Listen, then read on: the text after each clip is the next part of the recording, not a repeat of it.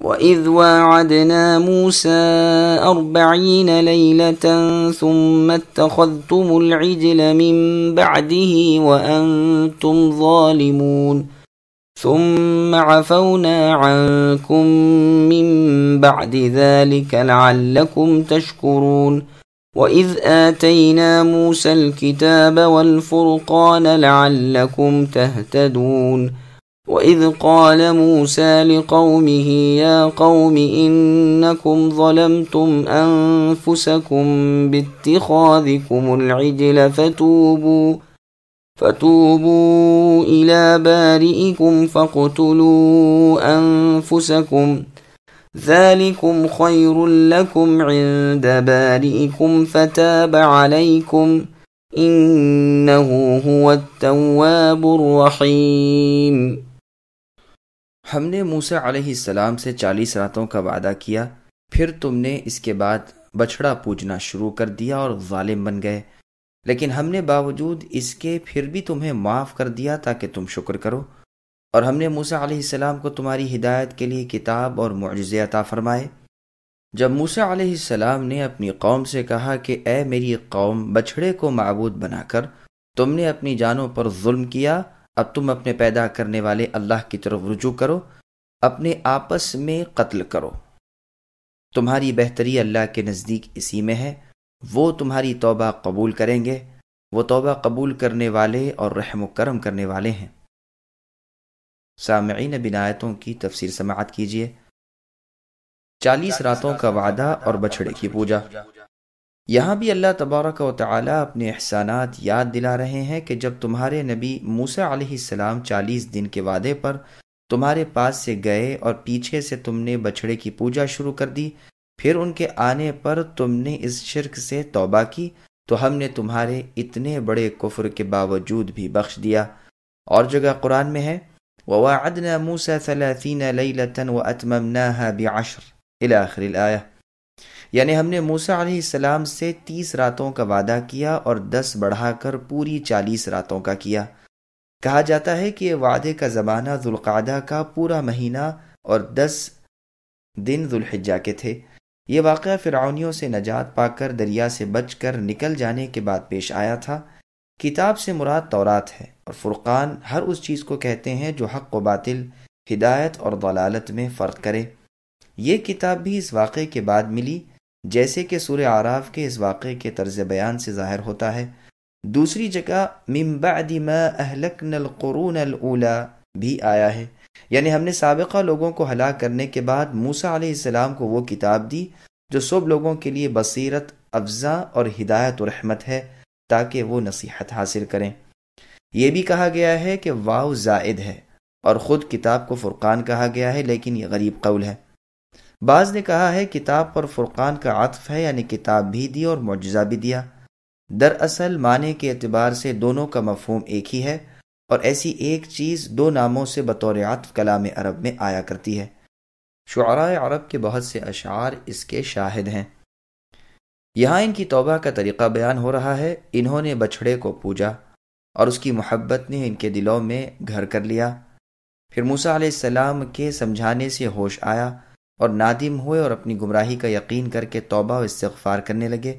تب انہیں حکم ہوا کہ تم آپس میں قتل کرو، چنانچہ انہوں نے یہ کیا اور اللہ تعالیٰ نے ان کی توبہ قبول کی اور قاتل و مقتول دونوں کو بخش دیا۔ اس کا پورا بیان سورہ طٰہٰ کی تفسیر میں آئے گا انشاءاللہ تعالی۔ موسیٰ علیہ السلام کا یہ فرمان کہ اپنے خالق سے توبہ کرو بتا رہا ہے کہ اس سے بڑھ کر ظلم کیا ہوگا کہ تمہیں پیدا اللہ تعالیٰ کریں اور تم پوجو عبادت کرو غیروں کی۔ ایک روایت میں ہے کہ موسیٰ علیہ السلام نے انہیں حکم الہی سنایا اور جن جن لوگوں نے بچھڑا پوجا تھا انہیں بٹھا دیا، اور دوسرے لوگ کھڑے ہو گئے اور قتل کرنا شروع کیا۔ اللہ کی طرف سے اندھیرا چھایا ہوا تھا، جب اندھیرا ہٹا انہیں روک دیا گیا۔ شمار کرنے پر معلوم ہوا کہ 70,000 آدمی قتل ہو چکے ہیں اور ساری قوم کی توبہ قبول ہوئی۔ یہ ایک سخت فرمان تھا جسے ان لوگوں نے پورا کیا اور اپنوں اور غیروں کو یکساں تہ تیغ کیا، یہاں تک کہ رحمت الہی نے انہیں بخشا اور موسیٰ علیہ السلام سے فرما دیا کہ اب بس کرو۔ مقتول کو شہید کا اجر دیا، قاتل کی اور باقی ماندہ تمام لوگوں کی توبہ قبول فرمائی، اور انہیں جہاد کا ثواب عطا فرمایا۔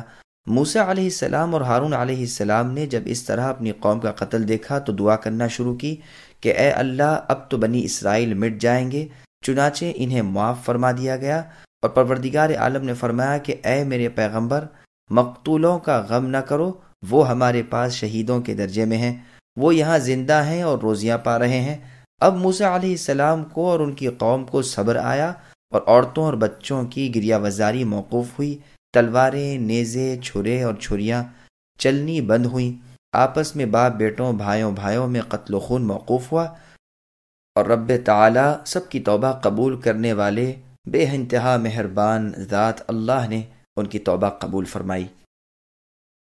وَإِذْ قُلْتُمْ يَا مُوسَى لَن نُّؤْمِنَ لَكَ حَتَّى نَرَى اللَّهَ جَهْرَةً فَأَخَذَتْكُمُ الصَّاعِقَةُ وَأَنْتُمْ تَنظُرُونَ ثُمَّ بَعَثْنَاكُمْ مِنْ بَعْدِ مَوْتِكُمْ لَعَلَّكُمْ تَشْكُرُونَ۔ اور اے بنی اسرائیل، تم اسے بھی یاد کرو کہ تم نے موسیٰ علیہ السلام سے کہا تھا کہ جب تک ہم اپنے رب کو سامنے نہ دیکھ لیں گے ہرگز ایمان نہ لائیں گے۔ جس گستاخی کی سزا میں تم پر تمہارے دیکھتے ہوئے بجلی گری، لیکن پھر اس لیے کہ تم شکر گزاری کرو، اس موت کے بعد بھی ہم نے تمہیں زندہ کر دیا۔ سامعین، اب ان آیتوں کی تفسیر سماعت کیجیے۔ موسیٰ علیہ السلام جو اپنے ساتھ بنی اسرائیل کے 70 آدمیوں کو لے کر اللہ کے وعدے کے مطابق کوہ طور پر گئے اور ان لوگوں نے کلام الہی سنا، تو موسیٰ علیہ السلام سے کہنے لگے، ہم تو جب مانیں جب اللہ تعالیٰ کو اپنے سامنے نہ دیکھ لیں۔ اس گستاخانہ سوال پر ان پر آسمان سے ان کے دیکھتے ہوئے بجلی گری، اور ایک سخت ہولناک آواز بلند ہوئی جس سے سب کے سب مر گئے۔ موسیٰ علیہ السلام یہ دیکھ کر گریہ وزاری کرنے لگے اور رو رو کر اللہ تعالیٰ کے حضور میں عرض کرنے لگے کہ اے اللہ، بنی اسرائیل کو میں کیا جواب دوں گا؟ یہ جماعت تو ان کے سرداروں اور بہترین لوگوں کی تھی۔ پروردگار، اگر یہی چاہت تھی تو انہیں اور مجھے اس سے پہلے ہی مار ڈالتے۔ اے اللہ، بے وقوفوں کی بے وقوفی کے کام پر ہمیں نہ پکڑیے۔ یہ دعا مقبول ہوئی، اور آپ کو بتایا گیا کہ یہ بھی دراصل بچھڑا پوجنے والوں میں سے تھے۔ انہیں سزا مل گئی، پھر انہیں زندہ کر دیا، اور ایک کے بعد ایک کر کے سب زندہ کیے گئے۔ ایک دوسرے کے زندہ ہونے کو ایک دوسرا دیکھتا رہا۔ اللہ تعالیٰ کو دیکھنے کا احمقانہ سوال اور اس کا انجام۔ محمد ابن اسحاق رحمہ اللہ فرماتے ہیں کہ جب موسیٰ علیہ السلام اپنی قوم کے پاس آئے اور انہیں بچھڑا پوجتے ہوئے دیکھا، اور اپنے بھائی ہارون علیہ السلام کو اور سامری کو تنبیہ کی، بچھڑے کو جلا دیا اور اس کی راکھ دریا میں بہا دی۔ اس کے بعد ان میں سے بہترین لوگوں کو چن کر اپنے ساتھ لیا، جن کی تعداد 70 تھی، اور کوہ طور پر توبہ کرنے کے لیے چلے۔ ان سے کہا کہ تم توبہ کرو اور روزہ رکھو، پاک صاف ہو جاؤ، کپڑوں کو پاک کر لو۔ جب وہ حکم الہی طور سینا پہنچے تو ان لوگوں نے کہا کہ اے اللہ کے پیغمبر موسیٰ، اللہ تعالیٰ سے دعا کیجئے کہ وہ اپنا کلام ہمیں بھی سنائے۔ جب موسیٰ علیہ السلام پہاڑ کے پاس پہنچے تو ایک بادل نے آ کر سارے پہاڑ کو ڈھک لیا، اور آپ اسی کے اندر اللہ تعالیٰ کے قریب ہو گئے۔ جب کلام الہی شروع ہوا تب موسیٰ علیہ السلام کی پیشانی نور سے چمکنے لگی، اس طرح کی کوئی اس طرف نظر اٹھانے کی تاب نہیں رکھتا تھا۔ بادل کی اوٹ ہو گئی اور سب لوگ سجدے میں گر پڑے، اور موسیٰ علیہ السلام کی دعا سے آپ کے ساتھ آنے والے بھی اللہ کا کلام سننے لگے کہ انہیں حکم احکام ہو رہے ہیں۔ جب کلام الہی ختم ہوا، یعنی اللہ نے بات کی، تو ابر ہٹ گیا، اور موسیٰ علیہ السلام ان لوگوں کے پاس آئے تو یہ لوگ کہنے لگے کہ موسیٰ، ہم تو ایمان نہ لائیں گے جب تک اپنے رب کو اپنے سامنے نہ دیکھ لیں۔ اس گستاخی کی وجہ سے ان پر ایک زلزلہ آیا اور سب کے سب ہلاک ہو گئے۔ اب موسیٰ علیہ السلام نے خلوص دل کے ساتھ دعائیں شروع کیں اور کہنے لگے کہ اس سے تو یہی اچھا تھا اے میرے رب کہ ہم سب اس سے پہلے ہی ہلاک ہو جاتے۔ بے وقوفوں کے کلاموں پر ہمیں ہلاک نہ کیجیے، یہ لوگ ان کے چیدہ اور پسندیدہ لوگ تھے۔ جب میں تنہا بنی اسرائیل کے پاس جاؤں گا تو انہیں کیا جواب دوں گا؟ کون میری اس بات کو سچا سمجھے گا، اور اس کے بعد کون مجھ پر ایمان لائے گا؟ اے اللہ، ہماری توبہ ہے، آپ قبول فرمائیے اور ہم پر فضل و کرم کیجیے۔ موسیٰ علیہ السلام یوں ہی خشوع و خضوع سے دعا مانگتے رہے، یہاں تک کہ پروردگار نے ان کی اس دعا کو قبول فرمایا اور ان مردودوں کو زندہ کر دیا۔ اب سب نے ایک زبان ہو کر بنی اسرائیل کی طرف سے توبہ شروع کی۔ ان سے فرمایا گیا کہ جب تک وہ اپنی جانوں کو ہلاک نہ کریں اور ایک دوسرے کو قتل نہ کریں، میں ان کی توبہ قبول نہ فرماؤں گا۔ سدی رحمہ اللہ وغیرہ کہتے ہیں کہ یہ واقعہ بنی اسرائیل کے آپس میں لڑ چکنے کے بعد کا ہے۔ اس سے یہ بھی معلوم ہو گیا کہ یہ خطاب گو عام ہے، لیکن حقیقت میں اس سے مراد یہی 70 شخص ہیں۔ رازی نے اپنی تفسیر میں ان 70 شخصوں کے قصے میں لکھا ہے کہ انہوں نے اپنے جینے کے بعد کہا کہ اے نبی اللہ موسیٰ، اللہ تعالیٰ سے دعا کیجئے کہ وہ ہمیں نبی بنا دے۔ آپ نے دعا کی اور وہ قبول ہوئی، لیکن یہ قول غریب ہے۔ موسیٰ علیہ السلام کے زمانے میں سوائے ہارون علیہ السلام کے اور ان کے بعد یوشع ابن نون علیہ السلام کے اور کی نبوت ثابت نہیں۔ اہل کتاب کا یہ بھی دعویٰ ہے کہ ان لوگوں نے اپنی دعا کے مطابق اللہ کو اپنی آنکھوں سے اسی جگہ دیکھا۔ یہ بھی غلط ہے، اس لیے کہ خود موسیٰ علیہ السلام نے جب دیدار باری تعالیٰ کا سوال کیا تو انہیں منع کر دیا گیا، پھر بھلا یہ 70 اشخاص دیدار باری تعالیٰ کی تاب کیسے لاتے؟ اس آیت کی تفسیر میں ایک دوسرا قول بھی ہے کہ موسیٰ تورات لے کر آئے جو احکام کا مجموعہ تھیں، اور ان سے کہا کہ یہ اللہ تعالیٰ کی کتاب ہے، اس پر عمل کرو اور مضبوطی کے ساتھ اس کے پابند ہو جاؤ۔ تو وہ کہنے لگے کہ موسیٰ، ہمیں کیا خبر، اللہ تعالیٰ خود آ کر ظاہر ہو کر ہم سے کیوں نہیں کہتے؟ کیا وجہ ہے کہ وہ آپ سے باتیں کرے اور ہم سے نہ کرے؟ جب تک ہم اللہ کو خود نہ دیکھ لیں ہرگز ایمان نہ لائیں گے۔ اس قول پر ان کے اوپر غضب الہی نازل ہوا اور ہلاک کر دیے گئے، پھر زندہ کیے گئے۔ پھر موسیٰ علیہ السلام نے انہیں کہا کہ اب تو اس تورات کو تھام لو۔ انہوں نے پھر انکار کیا۔ اب کی مرتبہ فرشتے پہاڑ اٹھا کر لائے اور ان کے سروں کے اوپر معلق کر دیا، یعنی لٹکا دیا کہ اگر نہ مانو گے تو یہ پہاڑ گرا دیا جائے گا اور تم سب پیس ڈالے جاؤ گے۔ اس سے یہ بھی معلوم ہوا کہ مرنے کے بعد یہ جی اٹھے اور پھر بھی مکلف رہے، یعنی احکام الہی پھر بھی ان پر جاری رہے۔ ماوردی نے کہا ہے، بعض لوگ کہتے ہیں کہ جب انہوں نے اللہ تعالیٰ کی یہ زبردست نشانی دیکھ لی، مرنے کے بعد زندہ ہوئے، تو پھر تکلیف شرعی ان پر سے ہٹ گئی، اس لیے کہ اب تو یہ مجبور تھے کہ سب کچھ مان لیں۔ خود ان پر یہ واردات پیش آئی، اب تصدیق ایک بے اختیار امر ہو گیا۔ دوسری جماعت کہتی ہے کہ نہیں، بلکہ باوجود اس کے وہ احکام شرع کے مکلف رہے، کیونکہ ہر عاقل مکلف ہے۔ قرطبی کہتے ہیں ٹھیک قول یہی ہے، یہ امور ان پر قدرتی طور سے اللہ کی جانب سے آئے تھے جو انہیں پابندی شرع سے آزاد نہیں کر سکتے۔ خود بنی اسرائیل نے بھی بڑے بڑے معجزات دیکھے، خود ان کے ساتھ ایسے ایسے کام ہوئے کہ جو بالکل نادر خلاف قیاس اور زبردست معجزات تھے، باوجود اس کے وہ بھی مکلف رہے۔ اسی طرح یہ بھی ٹھیک قول یہی ہے اور واضح امر بھی یہی ہے، واللہ اعلم۔ وَظَلَّلْنَا عَلَيْكُمُ الْغَمَامَ وَأَنزَلْنَا عَلَيْكُمُ الْمَنَّ وَالسَّلْوَىٰ كُلُوا مِن طَيِّبَاتِ مَا رَزَقْنَاكُمْ وَمَا ظَلَمُونَا وَلَٰكِن كَانُوا أَنفُسَهُمْ يَظْلِمُونَ۔ اور ہم نے اے بنی اسرائیل تم پر بادل کا سایہ کیا اور تم پر منہ و سلوہ اتارا، اور کہہ دیا کہ ہماری دی ہوئی پاکیزہ چیزیں کھاتے رہو، اور انہوں نے ہم پر تو ظلم نہیں کیا، البتہ وہ خود اپنی جانوں پر ظلم کیا کرتے تھے۔ سامعین، اب اس آیت کی تفسیر سماعت کیجیے۔ بنی اسرائیل پر بادلوں کا سایہ۔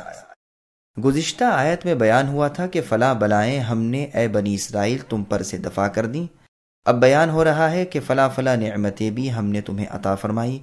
غمام غمامتن کی جمع ہے، چونکہ آسمان کو چھپا لیتا ہے اس لیے اسے غمامہ کہتے ہیں۔ یہ ایک سفید رنگ کا بادل تھا جو وادی تئی میں ان کے سروں پر سایہ کیے رہتا تھا، جیسے نسائی وغیرہ میں ابن عباس رضی اللہ عنہما سے ایک لمبی حدیث میں مروی ہے۔ ابن ابی حاتم رحمہ اللہ کہتے ہیں کہ ابن عمر، ربیع ابن انس، ابو مجلس، ضحاک اور سدی رحمۃ اللہ علیہم نے بھی یہی کہا ہے۔ حسن و قتادہ رحمہم اللہ نے بھی اس کی تائید کی ہے۔ بعض لوگ کہتے ہیں کہ یہ بادل معمول کے بادلوں سے زیادہ ٹھنڈک والا اور زیادہ عمدہ تھا۔ مجاہد رحمۃ اللہ علیہ فرماتے ہیں یہ وہی بادل تھا جس میں اللہ تعالیٰ قیامت کے دن آئیں گے۔ ابو حذیفہ رضی اللہ عنہ کا قول بھی یہی ہے، هل ينظرون الا ان ياتيهم الله في ظلل من الغمام والملائکہ۔ اس آیت میں اس کا ذکر ہے کہ کیا ان کافر لوگوں کو اس کا انتظار ہے کہ اللہ تعالیٰ بادل میں آئیں اور اللہ کے فرشتے یہی وہ بادل ہے جس میں بدر والے دن فرشتے نازل ہوئے تھے۔ اللہ تعالیٰ کی نعمت خاص منہ و سلوہ۔ بنی اسرائیل پر جو من اترا وہ درختوں پر اترا تھا۔ یہ صبح جاتے تھے اور جمع کر کے کھا لیا کرتے تھے۔ وہ گوند کی قسم کا تھا، کوئی کہتا ہے شبنم کی طرح کا تھا۔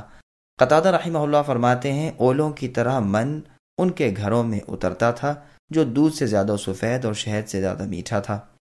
صبح صادق سے لے کر سورج نکلنے تک اترتا رہتا تھا۔ ہر شخص اپنے گھر بار کے لیے اتنی مقدار میں لے لیتا تھا جتنا اس دن کافی ہو جائے، اگر کوئی زیادہ لے تو خراب ہو جاتا تھا۔ جمعے کے دن وہ 2 دن کا لیتے تھے، جمعہ اور ہفتے کا، اس لیے کہ ہفتہ ان کا بڑا دن تھا۔ ربیع ابن انس رحمۃ اللہ علیہ کہتے ہیں من شہد جیسی چیز تھی جس میں پانی ملا کر پیتے تھے۔ شعبی رحمہ اللہ فرماتے ہیں تمہارا یہ شہد اس من کا 70واں حصہ ہے۔ شعروں میں بھی من شہد کے معنی میں آیا ہے۔ یہ سب اقوال قریب قریب ہیں۔ غرض یہ کہ ایک چیز تھی، انہیں بلا تکلیف و تکلف ملتی تھی۔ اگر صرف اسے کھایا جائے تو وہ کھانے کی چیز تھی، اور اگر پانی میں ملا لی جائے تو پینے کی چیز تھی، اور اگر دوسری چیزوں کے ساتھ مرکب کر دیا جائے تو اور چیز ہو جاتی تھی۔ لیکن یہاں من سے مراد یہی من مشہور نہیں۔ صحیح بخاری کی حدیث میں ہے رسول اللہ صلی اللہ علیہ وسلم فرماتے ہیں کھمبی من میں سے ہے اور اس کا پانی آنکھ کے لیے شفا ہے۔ ترمذی اس حدیث کو حسن صحیح کہتے ہیں۔ ترمذی میں ہے کہ عجوہ جو مدینے کی کھجوروں کی ایک قسم ہے وہ جنتی چیز ہے، یعنی جنت سے آئی ہوئی، اور اس میں زہر کا تریاق ہے یعنی شفا ہے، اور کھمبی من میں سے ہے اور اس کا پانی آنکھ کے درد کی دوا ہے۔ یہ حدیث بھی حسن ہے۔ دوسرے بہت سے طریقوں سے بھی مروی ہے۔ ابن مردویہ کی حدیث میں ہے کہ صحابہ رضی اللہ عنہم نے اس درخت کے بارے میں اختلاف کیا جو زمین کے اوپر ہوتا ہے، جس کی جڑیں مضبوط نہیں ہوتی۔ بعض کہنے لگے کھمبی کا درخت ہے۔ رسول اللہ نے فرمایا کھمبی تو من میں سے ہے اور اس کا پانی آنکھ کے لیے شفا ہے۔ سلوہ ایک قسم کا پرندہ ہے، چڑیا سے کچھ بڑا ہوتا ہے، سرخی مائل رنگ کا۔ جنوبی ہوائیں چلتی تھیں اور ان پرندوں کو وہاں لا کر جمع کر دیتی تھیں۔ بنی اسرائیل اپنی ضرورت کے مطابق انہیں پکڑ لیتے تھے اور ذبح کر کے کھاتے تھے، اور اگر دوسرے دن کے لیے رکھتے تو خراب ہو جاتا، اور جمعے کے دن 2 دن کے لیے جمع کر لیتے تھے، کیونکہ ہفتے کا دن ان کے لیے عید کا دن ہے۔ اس دن عبادات میں مشغول رہنے کا اور شکار وغیرہ سے بچنے کا حکم تھا۔ بعض لوگوں نے کہا ہے کہ یہ پرند کبوتر کے برابر ہوتے تھے۔ 1 میل کی لمبائی چوڑائی میں 1 نیزے کے برابر اونچا ڈھیر ان پرندوں کا ہو جاتا تھا۔ یہ دونوں چیزیں ان پر وادی طی میں اتری تھیں، جہاں انہوں نے اپنے پیغمبر سے کہا تھا کہ اس جنگل میں ہمارے کھانے کا بندوبست کیسے ہوگا۔ تب ان پر من و سلوہ اتارا گیا۔ اور جب موسیٰ علیہ السلام نے پانی کے لیے درخواست کی تو پروردگار عالم نے فرمایا کہ اس پتھر پر اپنی لکڑی مارو۔ لکڑی لگتے ہی اس سے 12 چشمے جاری ہو گئے، اور بنی اسرائیل کے 12 ہی قبیلے تھے۔ ہر قبیلے نے ایک چشمہ اپنے لیے بانٹ لیا۔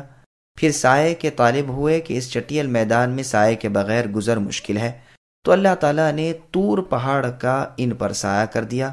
رہ گیا لباس، وہ اللہ تعالیٰ کی طرف سے جو لباس وہ پہنے ہوئے تھے وہ ان کی قد کے بڑھنے کے ساتھ بڑھتا رہتا تھا۔ 1 سال کے بچے کا لباس جوں جوں اس کا قد و قامت بڑھتا جاتا، نہ وہ پھٹتا، نہ خرابی پڑتی، نہ میلا ہوتا۔ ان تمام نعمتوں کا ذکر مختلف جگہ قرآن کریم میں موجود ہے، جیسے یہ آیت اور اذ استسقى والی آیت وغیرہ۔ حذلی رحمہ اللہ کہتے ہیں سلوہ شہد کو کہتے ہیں، لیکن ان کا یہ قول غلط ہے۔ مؤرج نے اور جوہری نے بھی یہی کہا ہے، اور اس کی شہادت میں عرب شاعروں کے شعر اور بعض لغوی محاورے بھی پیش کیے ہیں۔ بعض نے کہا ہے کہ ایک دوا کا نام ہے۔ نسائی یا کسائی رحمہ اللہ کہتے ہیں سلوہ واحد کا لفظ ہے اور اس کی جمع سلاوہ آتی ہے، اور بعض کہتے ہیں کہ جمع میں اور مفرد میں یہی صیغہ رہتا ہے، یعنی لفظ سلوہ۔ الغرض اللہ تعالیٰ کی 2 نعمتیں تھیں جن کا کھانا ان کے لیے مباح کیا گیا، لیکن ان لوگوں نے اللہ تعالیٰ کی ان نعمتوں کی ناشکری کی، اور یہی ان کا اپنی جانوں پر ظلم کرنا تھا، باوجود یہ کہ اس سے پہلے بھی بہت ساری اللہ کی نعمتیں ان پر نازل ہو چکی تھیں۔ صحابہ کرام کا ایمان اور بنی اسرائیل ایک موازنہ۔ بنی اسرائیل کی حالت کا نقشہ آنکھوں کے سامنے رکھ کر پھر اصحاب رسول اللہ صلی اللہ علیہ وسلم کی حالت پر نظر ڈالو کہ وہ باوجود سخت سے سخت مصیبتیں جھیلنے کے اور بے انتہا تکلیفیں برداشت کرنے کے وہ اتباع رسول پر اور عبادت الہی پر جمے رہے، نہ معجزات طلب کیے، نہ دنیا کی راحتیں مانگی، نہ اپنے عیش کے لیے کوئی نئی چیز پیدا کرنے کی خواہش کی۔ جنگ تبوک میں جب کہ بھوک کے مارے بے تاب ہو گئے اور موت کا مزہ آنے لگا، تب صحابہ رضی اللہ عنہم نے رسول اللہ سے کہا کہ اے اللہ کے رسول، اس کھانے میں برکت کی دعا کیجیے، اور جس کے پاس جو کچھ بچا کچا تھا جمع کر کے حاضر کر دیا، جو سب مل کر بھی نہ ہونے کے برابر ہی تھا۔ رسول اللہ نے دعا کی اور اللہ تبارک و تعالی نے قبول فرما کر اس میں برکت دی۔ انہوں نے خوب کھایا بھی اور تمام توشے دان بھر لیے۔ پانی کے قطرے قطرے سے جب ترسنے لگے تو اللہ کے رسول کی دعا سے ایک بادل آیا اور ریل پیل کر دی، پیا پلایا اور مشکیں اور مشکیزیں سب بھر لیے۔ پس صحابہ رضی اللہ عنہم کی اس ثابت قدمی، اولو العزمی، کامل اتباع اور سچی توحید نے ان کی اصحاب موسیٰ علیہ السلام یعنی بنی اسرائیل پر قطعی فضیلت ثابت کر دی۔ فالحمد للہ۔ وَإِذْ قُلْنَا ادْخُلُوا هَٰذِهِ الْقَرْيَةَ فَكُلُوا مِنْهَا حَيْثُ شِئْتُمْ رَغَدًا وَادْخُلُوا الْبَابَ سُجَّدًا وَقُولُوا حِطَّةٌ نَغْفِرُ لَكُمْ خَطَايَاكُمْ وَسَنَزِيدُ الْمُحْسِنِينَ فَبَدَّلَ الَّذِينَ ظَلَمُوا قَوْلًا غَيْرَ الَّذِي قِيلَ لَهُمْ فَأَنزَلْنَا عَلَى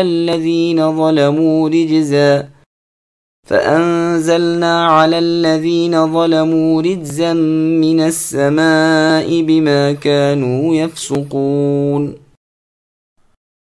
اور جب ہم نے اے بنی اسرائیل تم سے کہا کہ اس بستی میں جاؤ اور جو کچھ جہاں کہیں سے چاہو با فراغت کھاؤ پیو، اور دروازے میں سے سجدہ کرتے ہوئے گزرو اور زبان سے حطتن کہو، ہم تمہاری خطائیں معاف فرما دیں گے اور بھلے لوگوں کو اور زیادہ دیں گے۔ پھر ان ظالموں نے اس بات کو جو ان سے کہی گئی تھی بدل ڈالا۔ ہم نے بھی ان ظالموں پر ان کے فسق و نافرمانی کی وجہ سے آسمانی عذاب نازل کیا۔ سامعین، اب ان آیتوں کی تفسیر سماعت کیجیے۔ جب موسیٰ علیہ السلام مصر سے بنی اسرائیل کو لے کر آئے اور انہیں ارض مقدس میں جانے کا حکم ہوا، یعنی فلسطین میں، جو زمین ان کی موروثی تھی، ان سے کہا گیا کہ یہاں جو عمالیق ہیں ان سے جہاد کرو، تو ان لوگوں نے نامردی دکھائی، جس کی سزا میں انہیں میدان طی میں ڈال دیا گیا، جیسے کہ سورہ مائدہ میں ذکر ہے۔ قریہ سے مراد بیت المقدس ہے۔ سدی، ربیع، قتادہ، ابو مسلم رحمۃ اللہ علیہم وغیرہ نے یہی کہا ہے۔ قرآن میں ہے کہ موسیٰ علیہ السلام نے اپنی قوم سے کہا، اے میری قوم، اس پاک زمین میں جاؤ جو تمہارے لیے لکھ دی ہے۔ بعض کہتے ہیں اس سے مراد اریحا ہے، بعض نے کہا ہے مصر مراد ہے، لیکن صحیح قول پہلا ہی ہے کہ مراد اس سے بیت المقدس ہے۔ یہ واقعہ طی سے نکلنے کے بعد کا ہے۔ جمعہ کے دن شام کو اللہ تعالیٰ نے انہیں اس پر فتح عطا فرمائی، بلکہ سورج کو ان کے لیے ذرا سی دیر ٹھہرا دیا تاکہ فتح ہو جائے۔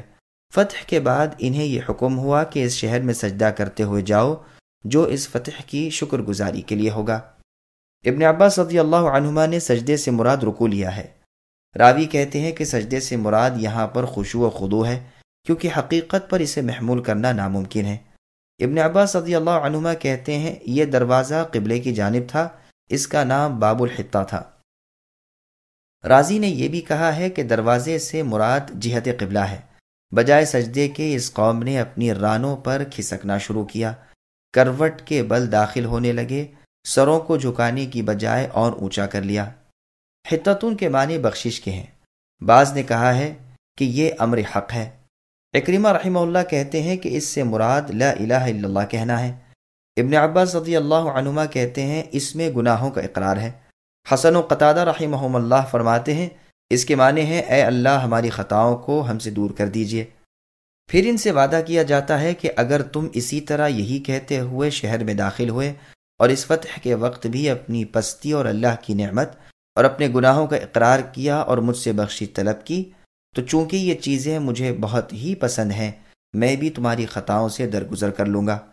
فتح مکہ کے موقع پر فرمان الہی سورہ اذا جاء نصر اللہ والفتح نازل ہوئی تھی، اور اس میں بھی یہی حکم دیا گیا تھا کہ جب اللہ کی مدد آ جائے، مکہ فتح ہو اور لوگ دین ربانی میں فوج در فوج آ جائیں تو اے نبی آپ اپنے رب کی تسبیح اور حمد بیان کریں، اللہ سے استغفار کریں، بے شک وہ توبہ قبول کرنے والے ہیں۔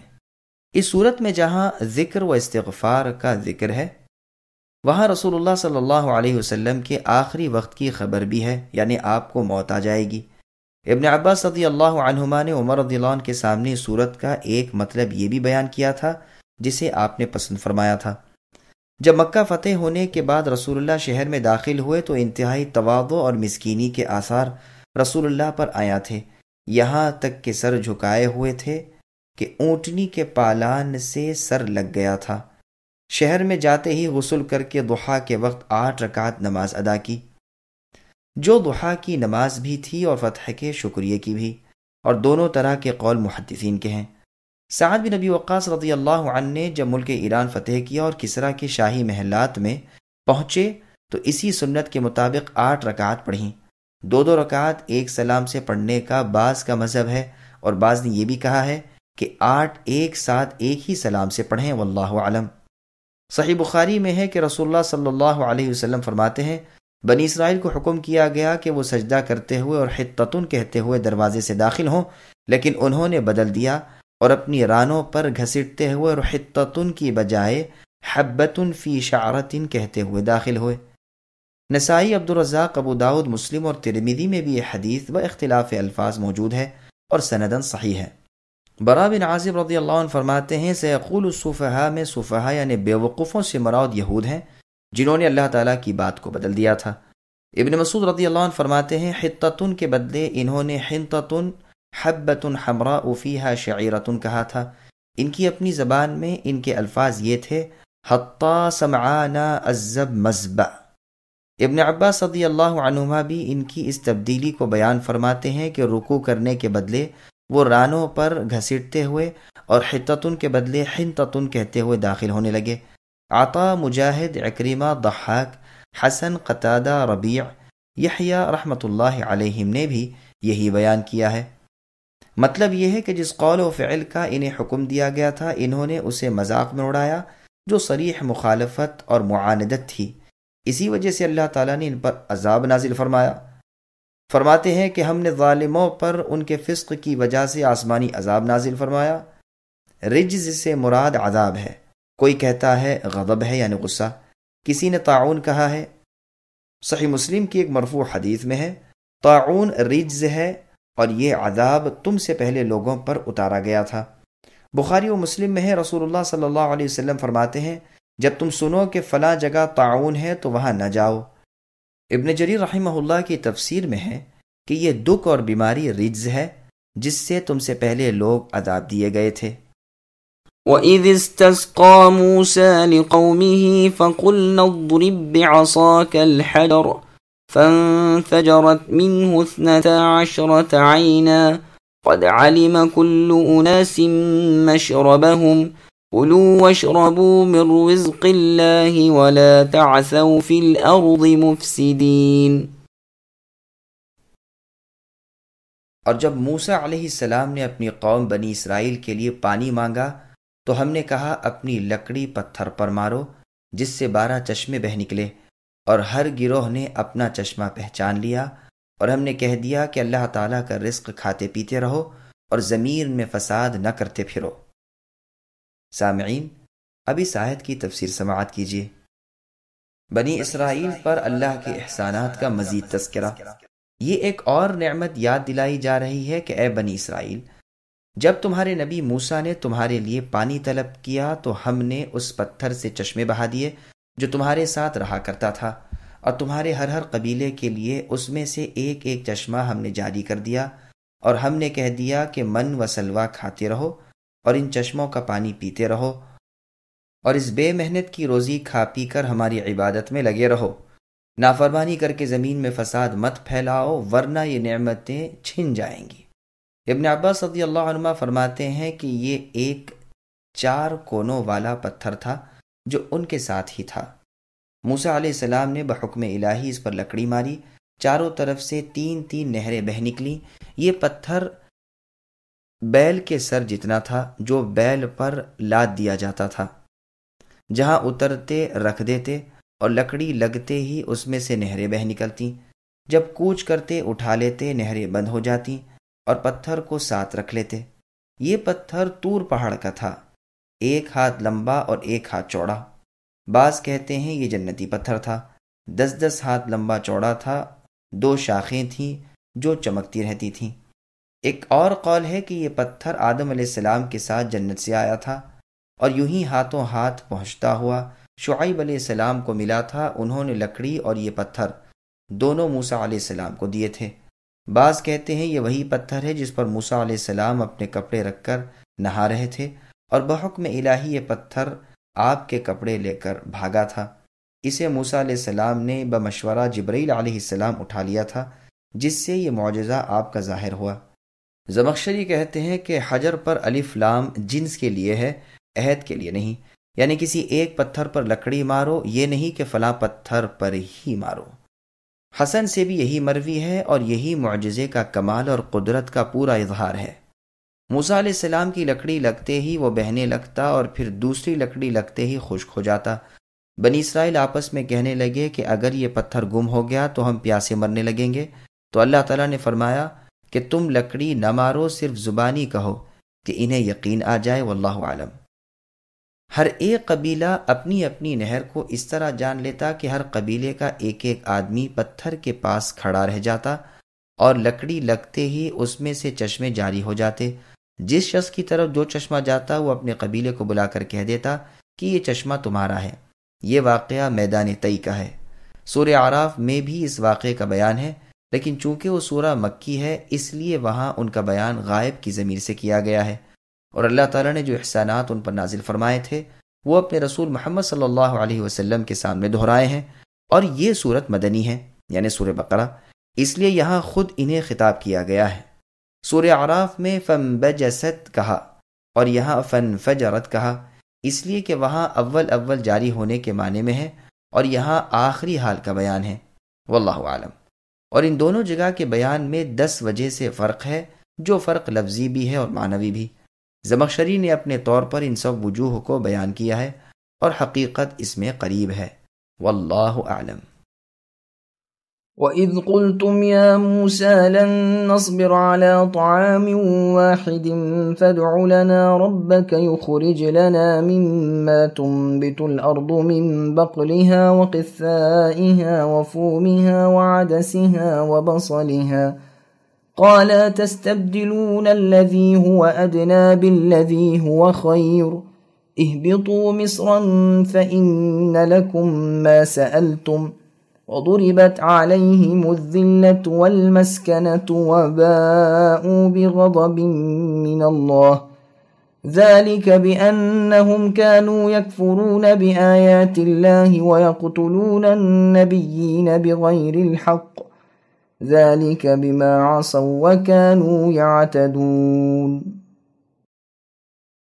اور جب تم نے اے بنی اسرائیل کہا کہ اے موسیٰ ہم سے ایک ہی قسم کے کھانے پر ہرگز صبر نہ ہو سکے گا، پس اپنے رب سے دعا کیجئے کہ وہ ہمیں زمین کی پیداوار ساگ، ککڑی، گیہوں، مسور اور پیاز دے۔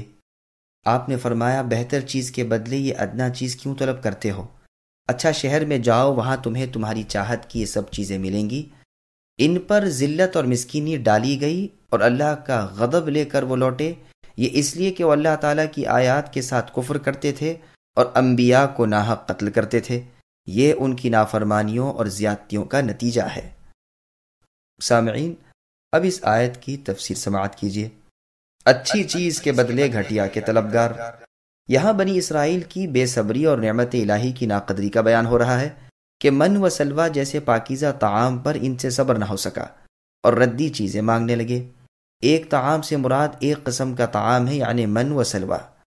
فوم کے معنی میں اختلاف ہے، ابن مسعود کی قرات میں ثوم ہے، مجاہد رحمہ اللہ نے فوم کی تفسیر ثوم کے ساتھ کی ہے یعنی لہسن۔ ابن عباس رضی اللہ عنہما سے بھی یہی مروی ہے۔ اگلی لغت کی سابقہ کتابوں میں فوّموا آلنا کے معنی اختبزوا یعنی ہماری روٹی پکاؤ کے ہیں۔ ابن جریر رحمہ اللہ فرماتے ہیں اگر یہ صحیح ہو تو یہ حرف مبدلہ میں سے ہیں، جیسے عاصور شر، عافور شر، اثافہ، اثاثہ، مغافیر، مغاثیر وغیرہ، جن میں فا سے سا اور سا سے فا بدلا گیا، کیونکہ یہ دونوں مخرج کے اعتبار سے بہت قریب ہیں، واللہ عالم۔ اور لوگ کہتے ہیں فوم کے معنی گیہوں کے ہیں، ابن عباس سے بھی یہی تفسیر منقول ہے، اور احیحہ کے شعر میں بھی فوم گیہوں کے معنی میں آیا ہے۔ بنو ہاشم کی زبان میں فوم گیہوں کے معنی میں مستعمل تھا۔ فوم کے معنی روٹی کے بھی ہیں، بعض نے سنبلہ کے معنی کیے ہیں۔ قتادہ اور عطا رحمہم اللہ فرماتے ہیں جس اناج کی روٹی پکتی ہے اسے فوم کہتے ہیں۔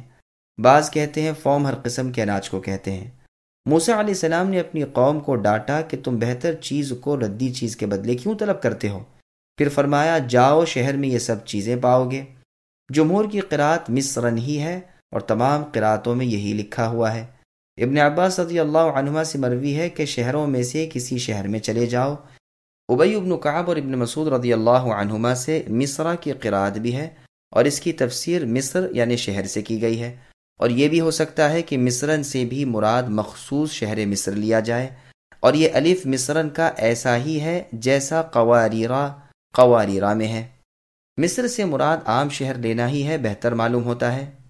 تو مطلب یہ ہوا کہ جو چیز تم طلب کرتے ہو اے بنی اسرائیل، یہ تو آسان چیز ہے، جس شہر میں جاؤ گے یہ تمام چیزیں پالو گے، میری دعا کی بھی کیا ضرورت ہے، کیونکہ ان کا یہ قول محض تکبر، سرکشی اور بڑائی کے طور پر تھا، اس لیے انہیں کوئی جواب نہیں دیا گیا، واللہ اعلم۔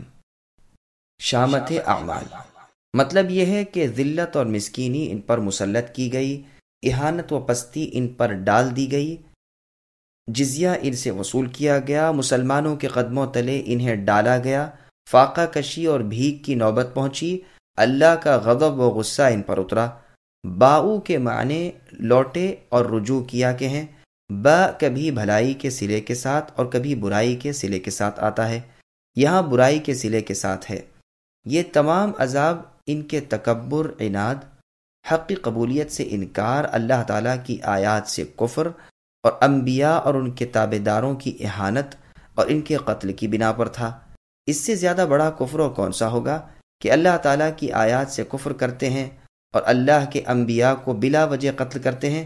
رسول اللہ صلی اللہ علیہ وسلم فرماتے ہیں جیسا کہ صحیح مسلم میں ہے، تکبر کے معنی حق کو چھپانے اور لوگوں کو ذلیل سمجھنے کے ہیں۔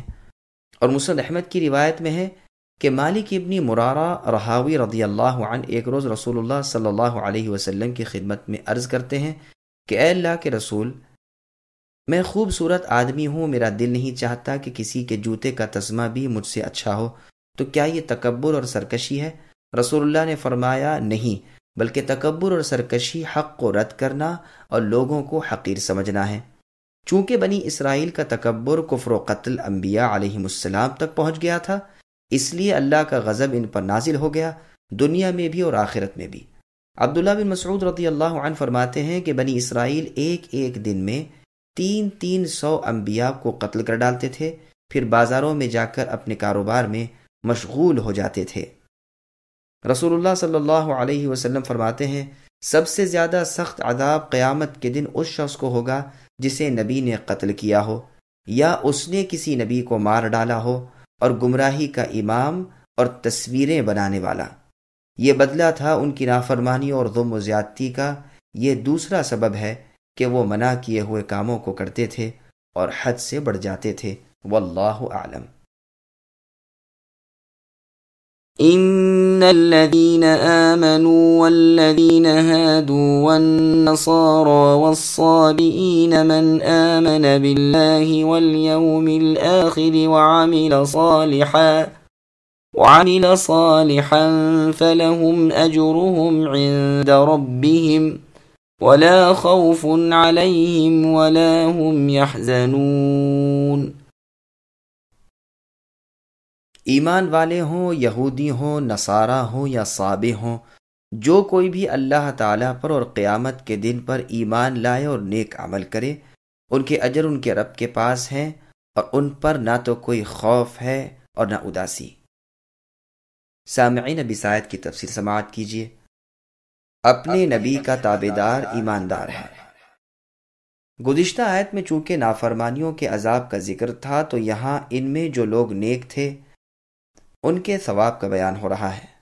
نبی صلی اللہ علیہ وسلم کی تابعداری کرنے والوں کے لیے یہ بشارت تا قیامت ہے کہ نہ مستقبل کا خوف اور نہ یہاں نہ ملنے والی چیزوں کا افسوس اور نہ حسرت۔ اور جگہ ہے الا ان اولیاء اللہ لا خوف علیہم ولا هم يحزنون، یعنی خبردار اللہ تعالیٰ کے دوستوں پر کوئی خوف و غم نہیں۔ اور وہ فرشتے جو مسلمان کی روح نکلنے کے وقت آتے ہیں یہی کہتے ہیں الا تخافوا ولا تحزنوا وابشروا بالجنة التي كنتم توعدون، کہ تم ڈرو نہیں، تم اداس نہ ہو، تمہیں ہم اس جنت کی خوشخبری دیتے ہیں جس کا تم سے وعدہ کیا گیا تھا۔ سلمان فارسی رضی اللہ عنہ فرماتے ہیں میں رسول اللہ صلی اللہ علیہ وسلم کی خدمت میں حاضر ہونے سے پہلے جن دینداروں سے ملا تھا ان کی عبادت اور نماز روزے وغیرہ کا ذکر کیا تو یہ آیت اتری۔ ایک اور روایت میں ہے کہ سلمان رضی اللہ عنہ نے ان کا ذکر کرتے ہوئے کہا کہ وہ نمازی، روزے دار، ایماندار اور اس بات کے معتقد تھے کہ آپ اے اللہ کے نبی مبعوث ہونے والے ہیں۔ رسول اللہ نے فرمایا کہ وہ جہنمی ہیں۔ سلمان رضی اللہ عنہ کو اس سے بڑا رنج ہوا، وہیں یہ آیت نازل ہوئی۔ لیکن یہ واضح رہے کہ یہودیوں میں سے ایماندار وہ ہے جو تورات کو مانتا ہو اور سنت موسیٰ علیہ السلام کا عامل ہو، لیکن جب عیسیٰ علیہ السلام آ جائیں تو ان کی تابعداری کرے اور ان کی نبوت کو برحق سمجھے۔ اگر وہ اب بھی تورات اور سنت موسیٰ علیہ السلام پر جمع رہا اور عیسیٰ علیہ السلام کا انکار کیا اور تابعداری نہ کی تو پھر بے دین ہو جائے گا۔ اسی طرح نصرانیوں میں سے ایماندار وہ ہے جو انجیل کو کلام اللہ مانے، عیسیٰ علیہ السلام کی لائی ہوئی شریعت پر عمل کرے، اور اگر اپنے زمانے میں پیغمبر آخر الزماں محمد صلی اللہ علیہ وسلم کو پالے تو رسول اللہ کی تابعداری اور آپ کی نبوت کی تصدیق کرے۔ اگر اب بھی اس نے انجیل کو اور اتباع عیسوی کو نہ چھوڑا اور آپ کے طریقے پر عمل نہ کیا تو ہلاک ہوگا۔ سدی اور سعید ابن جبیر رحمہم اللہ بھی یہی فرماتے ہیں۔ مطلب یہ ہے کہ ہر نبی کا تابعدار اس کا ماننے والا ایماندار اور صالح ہے اور اللہ کے ہاں نجات پانے والا، لیکن جب دوسرا نبی آیا اور اس نے اس کا انکار کیا تو کافر ہو جائے گا۔ قرآن کی ایک تو یہ بات جو آپ کے سامنے ہے اور دوسری وہ آیت جس میں بیان ہے وَمَن يَبْتَغِ غَيْرَ الْإِسْلَامِ دِينًا فَلَن يُقْبَلَ مِنْهُ وَهُوَ فِي الْآخِرَةِ مِنَ الْخَاسِرِينَ، یعنی جو شخص اسلام کے سوا اور دین ڈھونڈے اس سے قبول نہ کیا جائے گا اور آخرت میں وہ نقصان اٹھانے والا ہوگا۔ ان دونوں آیات میں یہی تطبیق ہے۔ کسی شخص کا کوئی عمل، کوئی طریقہ مقبول نہیں تاوقت یہ کہ وہ شریعت محمدیہ صلی اللہ علیہ وسلم کے مطابق نہ ہو، مگر یہ اس وقت ہے جب کہ آپ مبعوث ہو کر دنیا میں آ گئے۔ رسول اللہ سے پہلے جس نبی کا جو زمانہ تھا اور جو لوگ اس زمانے میں تھے ان کے لیے ان کے زمانے کے نبی کی تابعداری اور اس نبی کی لائی ہوئی شریعت کے مطابق عمل کرنا شرط ہے۔ یہود کے لغوی معنی اور وجہ تسمیہ، یعنی یہ نام ان کا کیوں پڑا۔ لفظ یہود حوادہ سے ماخوذ ہے جس کے معنی مودت اور دوستی کے ہیں، یا یہ ماخوذ ہے تہود سے جس کے معنی توبہ کے ہیں، جیسے قرآن میں ہے اِنَّا ہُدْنَا اِلَيْكَ۔ موسیٰ علیہ السلام فرماتے ہیں ہم اے اللہ آپ کی طرف توبہ کرتے ہیں۔ پس انہیں انہی دو وجوہات کی بنا پر یہود کہا گیا ہے، توبہ کی وجہ سے اور آپس کی دوستی کی وجہ سے، اور بعض کہتے ہیں کہ یہ یہودا کی اولاد میں سے تھے اس لیے انہیں یہود کہا گیا ہے۔ یہودا یعقوب علیہ السلام کے بڑے لڑکے کا نام تھا۔ ایک قول یہ بھی ہے کہ یہ تورات پڑھتے وقت ہلتے تھے، اس بنا پر انہیں یہود یعنی حرکت کرنے والا کہا گیا ہے۔ جب عیسیٰ علیہ السلام کی نبوت کا زمانہ آیا تو بنی اسرائیل پر آپ کی نبوت کی تصدیق اور آپ کے فرمان کی اتباع واجب ہوئی، اور ان کا نام نصارہ ہوا کیونکہ انہوں نے آپس میں ایک دوسرے کی نصرت یعنی تائید اور مدد کی تھی۔ انہیں انصار بھی کہا گیا ہے۔ عیسیٰ علیہ السلام کا قول ہے جس کا ذکر اللہ نے قرآن میں فرمایا من انصاری الی اللہ قال الحواریون نحن انصار اللہ، یعنی اللہ کے دین میں میرا مددگار کون ہے؟ حواریوں نے جواب میں کہا کہ اے عیسیٰ ابن مریم ہم اللہ کے دین میں اللہ کے دین کے مددگار ہیں۔ بعض کہتے ہیں کہ یہ لوگ جہاں اترے تھے اس زمین کا نام ناصرہ تھا اس لیے انہیں نصارہ کہا گیا۔ قتادہ اور ابن جریج رحمہم اللہ کا بھی یہی قول ہے۔ ابن عباس رضی اللہ عنہما سے بھی یہ مروی ہے، واللہ اعلم۔ نصارہ نصران کی جمع ہے، جیسے نشوان کی جمع نشاوہ اور سکران کی جمع سکارہ۔ اس کا مؤنث نصرانہ آتا ہے۔ اب جبکہ خاتم النبیین کا زمانہ آیا اور رسول اللہ صلی اللہ علیہ وسلم تمام دنیا کی طرف رسول و نبی بنا کر بھیجے گئے، تو ان پر اور ان سب پر آپ صلی اللہ علیہ وسلم کی تصدیق و اتباع واجب ہوئی، اور رسول اللہ کی امت کا نام مؤمن رکھا گیا ان کے ایمان و یقین کی پختگی کی وجہ سے، اور اس لیے بھی کہ ان کا ایمان تمام اگلے انبیاء علیہم السلام پر بھی ہے اور تمام آنے والی باتوں پر بھی۔ سابق کون لوگ ہیں؟ سابق کے معنی ایک تو بے دین اور لا مذہب کے کیے گئے ہیں، اور اہل کتاب کے ایک فرقے کا نام بھی یہ تھا جو زبور پڑھا کرتے تھے۔ اسی بنا پر ابو حنیفہ اور اسحاق رحمہ اللہ کا مذہب ہے کہ ان کے ہاتھ کا ذبیحہ ہمارے لیے حلال ہے اور ان کی عورتوں سے نکاح کرنا بھی جائز ہے۔ حسن اور حکم رحمۃ اللہ علیہما فرماتے ہیں یہ گروہ مانند مجوسیوں کے ہیں، یعنی آنکھ کی پوجا کرنے والوں کے۔ یہ بھی مروی ہے کہ یہ لوگ فرشتوں کے پجاری تھے۔ زیاد نے جب یہ سنا تھا کہ یہ لوگ 5 وقتہ نماز قبلے کی جانب پڑھا کرتے ہیں تو ارادہ کیا کہ انہیں جزیہ معاف کر دیں، لیکن ساتھ ہی معلوم ہوا کہ وہ مشرک ہیں تو زیاد اپنے ارادے سے باز رہے۔ ابو الزناد رحمہ اللہ فرماتے ہیں یہ لوگ عراقی ہیں، بکوفی کے رہنے والے، سب انبیاء کو مانتے ہیں، ہر سال میں 30 روزے رکھتے ہیں اور یمن کی طرف منہ کر کے ہر دن میں 5 نمازیں پڑھتے ہیں۔ وہب ابن منبہ رحمہ اللہ کہتے ہیں کہ اللہ تعالیٰ کو یہ لوگ جانتے ہیں لیکن کسی شریعت کے پابند نہیں اور کفار بھی نہیں۔ عبد الرحمن ابن زید رحمہ اللہ کا قول ہے کہ یہ بھی ایک مذہب ہے۔ جزیرہ موصل میں یہ لوگ تھے، لا الہ الا اللہ پڑھتے تھے اور کسی کتاب یا نبی کو نہیں مانتے تھے اور نہ کوئی خاص شریعت کے عامل تھے۔ مشرکین اسی بنا پر رسول اللہ صلی اللہ علیہ وسلم اور آپ کے صحابہ رضی اللہ عنہم کو صابئ کہتے تھے، یعنی لا الہ الا اللہ کہنے کی بنا پر ان کا دین نصرانیوں سے ملتا جلتا تھا۔ ان کا قبلہ جنوب کی طرف تھا۔ یہ لوگ اپنے آپ کو نوح علیہ السلام کے دین پر بتاتے تھے۔ ایک قول یہ بھی ہے کہ یہود مجوس کے دین کا خلط ملط یہ مذہب تھا۔ ان کا ذبیحہ کھانا اور ان کی عورتوں سے نکاح کرنا ممنوع ہے، یعنی منع ہے۔ مجاہد، حسن اور ابن ابی نجیح رحمۃ اللہ علیہم کا یہی فتویٰ ہے۔ قرطبی فرماتے ہیں مجھے جہاں تک معلوم ہوا ہے کہ یہ لوگ موحد تھے لیکن تاروں کی تأثیر اور نجوم کے معتقد تھے۔ ابو سعید استخری انہوں نے بھی ان پر کفر کا فتویٰ دیا ہے۔ رازی کہتے ہیں کہ یہ ستارہ پرست لوگ تھے، کشرانیین میں سے تھے جن کی جانب ابراہیم علیہ السلام بھیجے گئے تھے۔ حقیقت حال کا علم تو محض اللہ تعالیٰ کو ہے، مگر بظاہر یہی قول اچھا معلوم ہوتا ہے کہ یہ لوگ نہ یہودی تھے، نہ نصرانی، نہ مجوسی، نہ مشرک، بلکہ یہ لوگ فطرت پر تھے، کسی خاص مذہب کے پابند نہ تھے۔ اور اسی معنی پر مشرکین اصحاب رسول اللہ صلی اللہ علیہ وسلم کو صابی کہا کرتے تھے، یعنی ان لوگوں نے تمام مذاہب ترک کر دیے۔ بعض علماء کا قول ہے کہ صابی وہ ہیں جنہیں کسی نبی کی دعوت نہیں پہنچی، واللہ اعلم۔ لیکن محمد صلی اللہ علیہ وسلم کے اب آ جانے کے بعد کسی بھی شخص کے لیے آپ کی بابت سن لینے کے بعد آپ پر ایمان لائے بغیر اور آپ کی اتباع کے بغیر جنت میں جانا اور جہنم سے بچنا ممکن نہیں ہے۔ اللہ ہم تمام مسلمانوں کو مرتے دم تک کتاب اور سنت کو مضبوطی کے ساتھ تھام کر اسی پر عمل پیرا رہنے کی توفیق عطا فرمائے۔ وَإِذْ أَخَذْنَا مِيثَاقَكُمْ وَرَفَعْنَا فَوْقَكُمُ الطُّورَ خُذُوا مَا آتَيْنَاكُمْ بِقُوَّةٍ وَاذْكُرُوا مَا فِيهِ لَعَلَّكُمْ تَتَّقُونَ ثُمَّ تَوَلَّيْتُمْ مِنْ بَعْدِ ذَلِكَ فَلَوْلَا فَضْلُ اللَّهِ عَلَيْكُمْ وَرَحْمَتُهُ لَكُنْتُمْ مِنَ الْخَاسِرِينَ۔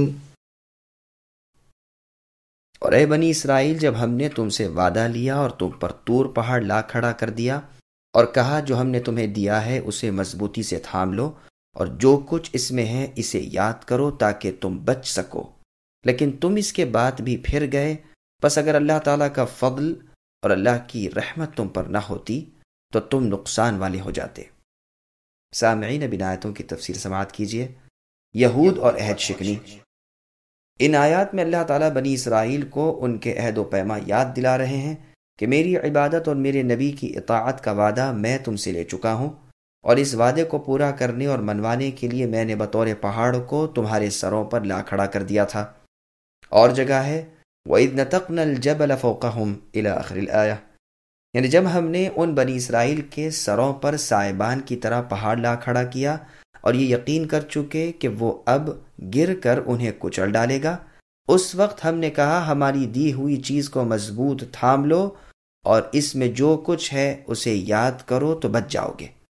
طور سے مراد پہاڑ ہے، جیسے سورہ اعراف کی آیت میں ہے، اور جیسے صحابہ رضی اللہ عنہم اور تابعین رحمہم اللہ نے اس کی تفسیر کی ہے، اور یہی ظاہر ہے کہ طور اس پہاڑ کو کہتے ہیں جس پر رویدگی ہوتی ہو۔ حدیث فتون میں بروایت ابن عباس رضی اللہ عنہما مروی ہے کہ جب انہوں نے اطاعت سے انکار کیا اس وقت یہ پہاڑ ان کے سروں پر لا کھڑا کیا کہ اب تو احکامات سنیں۔ سدی رحمہ اللہ کہتے ہیں کہ بنی اسرائیل کے سجدے سے انکار کرنے کے باعث ان کے سر پر پہاڑ آ گیا، لیکن اسی وقت یہ سب سجدے میں گر پڑے اور مارے ڈر کے کنکھیوں سے اوپر کو دیکھتے رہے۔ اللہ تعالیٰ نے ان پر رحم فرمایا اور پہاڑ ہٹا لیا۔ اسی وجہ سے وہ اسی سجدے کو پسند کرتے ہیں کہ آدھا دھڑ سجدے میں ہو اور دوسری طرف سے اونچے دیکھ رہے ہوں۔ جو ہم نے دیا اس سے مراد تو تورات ہے، قوت سے مراد اطاعت ہے، یعنی تورات پر مضبوطی سے جم کر عمل کرنے کا وعدہ کرو ورنہ تم پر پہاڑ گرا دیا جائے گا، اور اس میں جو ہے اسے یاد کرو، یعنی تورات پڑھتے پڑھاتے رہو۔ لیکن ان لوگوں نے اتنے پختہ میثاق، اتنے اعلیٰ عہد اور اس قدر زبردست وعدے کی بھی کچھ پرواہ نہ کی اور عہد شکنی کی۔ اب اگر اللہ تعالیٰ کی کرم فرمائی اور رحمت نہ ہوتی، اگر اللہ توبہ قبول نہ فرماتے اور انبیاء کے سلسلے کو برابر جاری نہ رکھتے تو یقیناً تمہیں زبردست نقصان پہنچتا۔ اس وعدے کو توڑنے کی بنا پر دنیا اور آخرت میں تم برباد ہو جاتے۔ وَلَقَدْ عَلِمْتُمُ الَّذِينَ اعْتَدَوْا مِنكُمْ فِي السَّبْتِ فَقُلْنَا لَهُمْ كُونُوا قِرَدَةً خَاسِئِينَ فَجَعَلْنَاهَا نَكَالًا لِمَا بَيْنَ يَدَيْهَا وَمَا خَلْفَهَا وَمَوْعِظَةً لِلْمُتَّقِينَ۔ اور یقیناً اے بنی اسرائیل، تمہیں ان لوگوں کا علم بھی ہے جو تم میں سے ہفتے کے بارے میں حد سے بڑھ گئے، اور ہم نے بھی کہہ دیا کہ تم ذلیل بندر بن جاؤ۔ اسے ہم نے اگلوں پچھلوں پہلے اور بعد کے آنے والوں کے لیے عبرت کا سبب بنایا اور پرہیزگاروں کے لیے واعظ و نصیحت کا۔ سامعین اب ان آیتوں کی تفسیر سماعت کیجیے۔ یہودیوں کا عبرتناک انجام۔ اس واقعے کا بیان پوری تفصیل کے ساتھ سورہ اعراف میں آئے گا، جہاں اللہ نے فرمایا وَاسْأَلْهُمْ عَنِ الْقَرْيَةِ الَّتِي كَانَتْ حَاضِرَةَ الْبَحْرِ إِلَى آخِرِ الْآيَةِ، وہیں اس کی تفسیر بھی پوری بیان ہوگی انشاءاللہ۔ یہ ایلا بستی کے باشندے تھے، ان پر ہفتے کے دن کی تعظیم ضروری کی گئی تھی۔ اس دن کا شکار منع کیا گیا تھا اور حکم باری تعالیٰ سے مچھلیاں اسی دن بکثرت آیا کرتی تھیں، تو انہوں نے ہیلا کیا، گڑھے کھود لیے، رسیاں اور کانٹے ڈال دیے۔ ہفتے والے دن وہ آ گئیں، یہاں پھنس گئیں، اتوار کی رات کو جا کر پکڑ لیا۔ اس جرم پر اللہ تعالیٰ نے ان کی شکلیں بدل دیں۔ مجاہد رحمہ اللہ فرماتے ہیں صورتیں نہیں بدلی تھیں بلکہ دل مسخ ہو گئے تھے۔ یہ صرف بطور مثال کے ہے، جیسے عمل نہ کرنے والے علماء کو گدھوں سے مثال دی ہے، لیکن یہ قول غریب ہے، یعنی قابل قبول تو نہیں، اور قرآن کریم کے واضح الفاظ کے بھی خلاف ہے۔ اس آیت پر پھر سورہ اعراف کی آیت وَاسْأَلْهُمْ إِلَى آخِرِهِ پر اور وَجَعَلَ مِنْهُمُ الْقِرَدَةَ پر نظر ڈالو۔ ابن عباس رضی اللہ عنہ فرماتے ہیں کہ ان کے جوان بندر بن گئے اور بوڑھے سور ہو گئے۔ قتادہ رحمہ اللہ فرماتے ہیں یہ تمام مرد عورت دم والے بندر ہو گئے تھے۔ آسمانی آواز آئی کہ تم سب بندر بن جاؤ، چنانچہ سب کے سب بندر بن گئے۔ جو لوگ انہیں اس مکر و حیلے سے روکتے تھے وہ اب آئے اور کہنے لگے دیکھو ہم پہلے ہی سے تمہیں منع کرتے تھے، تو وہ سر ہلاتے تھے یعنی ہاں۔ ابن عباس رضی اللہ عنہما فرماتے ہیں تھوڑی مدت میں وہ سب ہلاک ہو گئے اور ان کی نسل نہیں ہوئی۔ 3 دن سے زیادہ کوئی مسخ شدہ قوم زندہ نہیں رہتی۔ یہ سب بھی 3 دن میں ہی یوں ہی ناک رگڑتے رگڑتے مر گئے، کھانا پینا اور نسل سب منقطع ہو گئی۔ یہ تو جانور ہیں جو اسی طرح پیدا کیے گئے تھے۔ اللہ تعالیٰ جو چاہے اور جس طرح چاہے پیدا کرتے ہیں اور جسے جس طرح کا چاہے بنا دیتے ہیں۔ اللہ تعالیٰ اپنے غضب و غصے سے اور اپنی پکڑ دھکڑ سے اور اپنے دنیاوی اور اخروی عذابوں سے ہمیں نجات دے، آمین۔ خاسئین کا معنی ذلیل اور کمینہ ہے۔ ان کا واقعہ تفصیل کے ساتھ ابن عباس رضی اللہ عنہما وغیرہ نے جو بیان کیا ہے وہ بھی سن لیجئے۔ ان پر جمعے کی عزت و ادب کو فرض کیا گیا، لیکن انہوں نے جمعہ کے دن کو پسند نہ کیا اور ہفتے کا دن رکھا۔ اس دن کی عزت کے طور پر ان کا شکار کھیلنا وغیرہ اس دن حرام کر دیا گیا۔ ادھر اللہ کی آزمائش کی بنا پر ہفتے والے دن تمام مچھلیاں اوپر آ جایا کرتی تھیں اور اچھلتی کودتی رہتی تھیں، باقی دنوں میں کوئی نظر بھی نہیں آتی تھیں۔ ایک مدت تک تو یہ لوگ خاموش رہے اور شکار کرنے سے رکے رہے۔ اس کے بعد ان میں سے ایک شخص نے یہ حیلہ نکالا کہ ہفتے والے دن مچھلی کو پکڑ لیا اور پھندے میں پھانس کر ڈوری کو کنارے پر کسی چیز سے باندھ دیا۔ اتوار والے دن جا کر نکال لایا اور پکا کر کھائی، اور لوگوں نے خوشبو پا کر پوچھا تو اس نے کہا میں نے تو آج اتوار کو شکار کیا ہے۔ آخر یہ راز کھلا تو اور لوگوں نے بھی اس حیلے کو پسند کیا اور اس طرح وہ سب مچھلیوں کا شکار کرنے لگے۔ پھر تو بعض نے دریا کے آس پاس گڑھے کھود لیے۔ ہفتے والے دن جب مچھلیاں اس میں آ جاتی تو اسے بند کر دیتے اور اتوار والے دن پکڑ لاتے۔ کچھ لوگ جو ان میں نیک دل اور سچے مسلمان تھے وہ انہیں روکتے اور منع کرتے رہے، لیکن ان کا جواب یہی ہوتا تھا کہ ہم ہفتے کو شکار ہی نہیں کھیلتے، ہم تو اتوار والے دن پکڑتے ہیں۔ ان شکار کھیلنے والوں اور ان منع کرنے والوں کے سوا ایک گروہ ان میں اور ہو گیا جو مصلحت وقت برتنے والے اور دونوں فرقوں کو راضی رکھنے والے تھے۔ وہ نہ تو ان کا پورا ساتھ دیتے، نہ ان کا شکار کھیلتے تھے، نہ شکاریوں کو روکتے تھے، بلکہ روکنے والوں سے کہتے تھے کہ اس قوم کو کیوں واعظ و نصیحت کرتے ہو جنہیں اللہ تعالیٰ ہلاک کریں گے یا سخت عذاب کریں گے، اور تم اپنا فرض بھی ادا کر چکے، انہیں منع کر چکے، جب نہیں مانتے تو اب انہیں چھوڑو۔ منع کرنے والے جواب دیتے کہ ایک تو اللہ کے ہاں ہم معذور ہو جائیں اس لیے، اور دوسرے اس لیے بھی کہ شاید آج نہیں تو کل اور کل نہیں تو پرسوں یہ مان جائیں اور اللہ تعالیٰ کے عذاب سے بچ جائیں۔ بالآخر اس مسلم جماعت نے اس حیلہ ساز فرقے کا بالکل بائیکاٹ کر دیا اور ان سے بالکل الگ ہو گئے۔ بستی کے درمیان ایک دیوار کھینچ لی اور ایک دروازہ اپنے آنے جانے کا رکھا، اور ایک دروازہ ان حیلہ جو نافرمانوں کے لیے۔ اس پر بھی ایک مدت اسی طرح گزر گئی۔ ایک دن جب یہ مسلمان سو کر اٹھے، دن چڑھ گیا لیکن اب تک ان لوگوں نے اپنا دروازہ نہیں کھولا تھا اور نہ ان کی آوازیں آ رہی تھیں۔ یہ لوگ حیران تھے کہ آج کیا بات ہے۔ آخر جب زیادہ دیر ہو گئی تو ان لوگوں نے دیوار پر چڑھ کر دیکھا تو وہاں عجب منظر نظر آیا۔ دیکھا کہ وہ تمام لوگ عورتوں اور بچوں سمیت بندر بن گئے ہیں۔ ان کے گھر جو راتوں کو بند تھے اسی طرح بند ہے، اور اندر وہ تمام انسان بندر کی صورتوں میں ہیں جن کی دمیں نکلی ہوئی ہیں، بچے چھوٹے بندروں کی شکل میں، مرد بڑے بندروں کی صورت میں، عورتیں بندریاں بنی ہوئی ہیں، اور ہر ایک پہچانا جاتا ہے کہ یہ فلاں مرد ہے، یہ فلاں عورت ہے، یہ فلاں بچہ ہے وغیرہ۔ یہ بھی یاد رہے کہ جب یہ عتاب آیا تو نہ صرف وہی ہلاک ہوئے جو شکار کھیلتے تھے، بلکہ ان کے ساتھ وہ بھی ہلاک ہوئے جو مصلحت پسند انہیں منع نہ کرتے تھے اور خاموش بیٹھے ہوئے تھے اور میل جول ترک نہ کیا تھا۔ صرف وہی لوگ باقی بچے جو منع کرتے رہے اور ان سے الگ تھلگ ہو گئے تھے۔ یہ تمام اقوال اور قرآن کریم کی کئی ایک آیات وغیرہ شاہد یعنی گواہ ہیں کہ صحیح بات یہی ہے کہ ان کی صورتیں بدل دی گئی تھیں، سچ مچ بندر بنا دیے گئے تھے، نہ یہ کہ معنوی مسخ تھا، یعنی ان کے دل بندروں جیسے ہو گئے، جیسے مجاہد رحمہ اللہ کا قول ہے۔ ٹھیک تفسیر یہی ہے کہ اللہ تعالیٰ نے انہیں سور اور بندر بنا دیا تھا، اور ظاہری صورتیں بھی ان کی ان بد جانوروں جیسی ہو گئیں۔ واللہ اعلم۔ فجعلناها میں ہا کی ضمیر کا مرجع قردہ ہے، یعنی ہم نے ان بندروں کو عبرت کا سامان بنایا، یا اس کا مرجع حیتان ہے، یعنی ان مچھلیوں کو، یا اس کا مرجع عقوبہ ہے، یعنی اس سزا کو، اور یہ بھی کہا گیا ہے کہ اس کا مرجع قریہ ہے، یعنی اس بستی کو ہم نے اگلے پچھلوں کے لیے عبرتناک امر بنایا۔